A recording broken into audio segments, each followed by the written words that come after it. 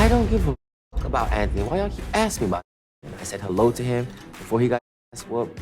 I'm not worried about him. I have nothing against him, and I have nothing for him. I'm just tired of talking about him. I'm with Trade on this one.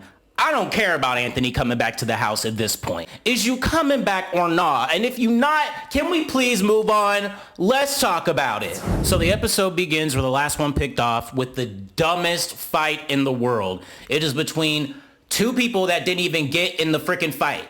Relly and freaking Big Lou. They're not even Jonathan, Anthony, or Chef D, and those are the three people that the fight is about. But yet Anthony and Chef D are not fighting, and neither is Jonathan. Like, that was the stupidest fight. But eventually Relly D was able to talk some sense into Big Lou. So in the next scene, the guys get on their respective sprinters.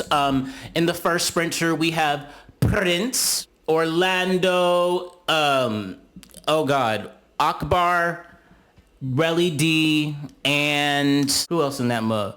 And Kerrion, okay? In the second sprinter, they have Mo City, Raz B, Chef D, Big Lou, and Jonathan. While they're on the way there, they are just talking about the Anthony thing. That is all they seem to talk about. Same thing in this sprinter. Like, they just keep talking and talking and talking about the whole thing. It's like, oh my God. Sidebar, is Orlando okay? During the whole ride on the sprinter, he was giving this stank-ass look like,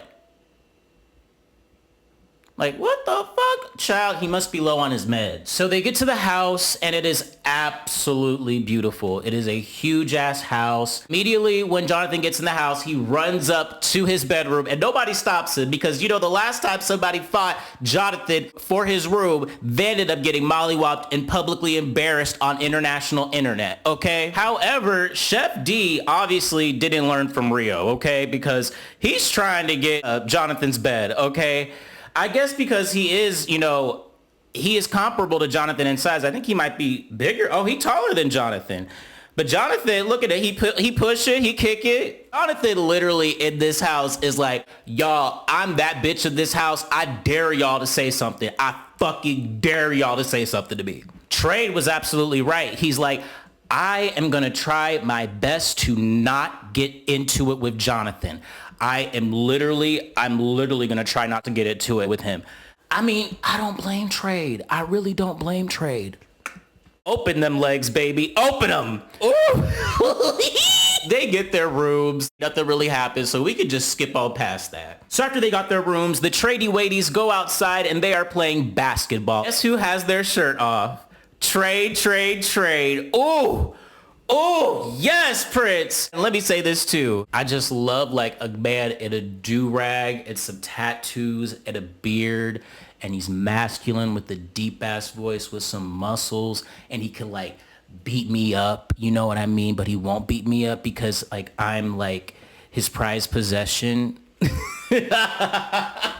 After they're done playing basketball and things of that nature, they all go outside, you know, have some quality time, smoke a little ganja, drink a little, you know, alcohol. And, you know, they just talk about, you know, what they're going to do later on that night. They have decided that they're going to go to a strip club, a female strip club.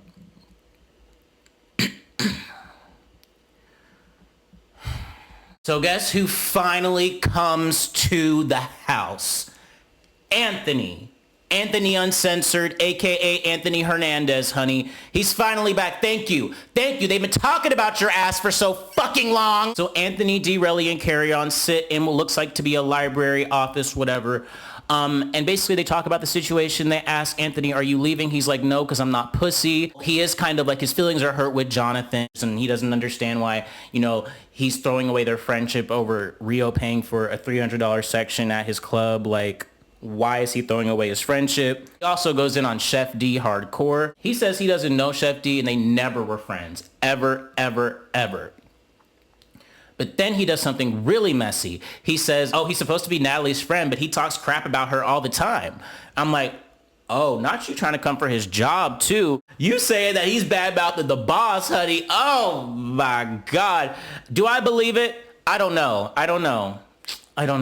All the guys come down to the game room so they can have their meeting, you know, Anthony's there. Chef D is there. In walks Big Dog right there with a stank-ass attitude. It starts out with a nice cheers, but it quickly goes to hell. Anthony starts by telling Jonathan like he doesn't appreciate what happened. It was just a $300 section at a club. Like, why are you doing this? Jonathan's like, I'm not the one that you play with. You can do all these other people like this, but I'm not the one you can do that shit with. So you already know. So they basically are talking. It's kind of just, it's going okay. It seems to be more of a mediation. I think that they'll be able to get past that hump. And it really seems like Jonathan and Anthony actually really had like a genuine friendship, or at least Anthony did, because Anthony really seems to be hurt by it. But there is no love lost between Anthony and Chef D, okay? Anthony dropped some tea. Well, we already knew this from earlier this week, that Chef D and D Relly lived with him for a while. But Chef D is like, no, we did not. You ain't gonna come at me like this. You ain't gonna come at me like this. Anthony called him a pussy. And from then on, it was up and it's gonna be stuck.